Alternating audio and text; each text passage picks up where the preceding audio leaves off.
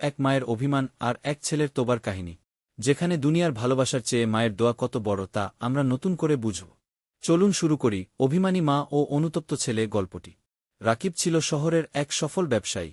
দীর্ঘ পরিশ্রমে সে নিজের দোকান, গাড়ি, বাড়ি সব পেয়েছিল। কিন্তু এই সাফল্যের মাঝেই সে ভুলে গিয়েছিল তার বৃদ্ধ মাকে। মা প্রতিদিন সকালে ছেলের জন্য দোয়া করতেন, কিন্তু ছেলে কখনো ফোন করত না, দেখা করতে যেত না। একদিন মা অসুস্থ হলেন, ছেলেকে খবর পাঠানো হল। রাকিব বলল, মা তো সবসময় এমনই বলেন, পড়ে যাব। কয়েকদিন পর রাকিব খবর পেল, মা আর নেই। মায়ের জিনিসপত্র গুছাতে গিয়ে সে পেল একটি চিঠি। চিঠিতে লেখা ছিল, বাবা, আমি জানি তুমি ব্যস্ত।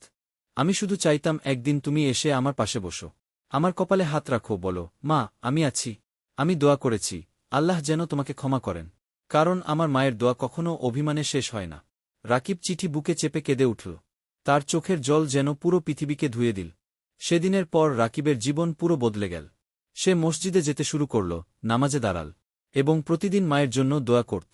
মায়ের জন্য সে একটি এতিমখানা তৈরি করল, যেখানে প্রতিটি শিশুকে বলত, তোমাদের হাসি আমার মায়ের শান্তি। প্রিয় ভাই ও বোনেরা, মা বাবা আমাদের জান্নাতের দরজা। যে মাকে অভিমান করায়, সে নিজের জান্নাত বন্ধ করে দেয়। মায়ের সন্তুষ্টি মানে আল্লাহর সন্তুষ্টি, আর মায়ের কষ্ট মানে আল্লাহর রাগ। তোমার মা যদি বেঁচে থাকেন, আজই তাকে বলো, মা, আমি তোমাকে ভালোবাসি। আর যদি না থাকেন, প্রতিদিন তার জন্য দোয়া করো। হয়তো সেই দোয়াতেই তোমার রিজিক ও শান্তি ফিরে আসবে। হে আল্লাহ, আমাদের মাকে ক্ষমা করো, তাদের ওপর রহম করো, যেভাবে তারা ছোটবেলায় আমাদের দয়া করেছেন।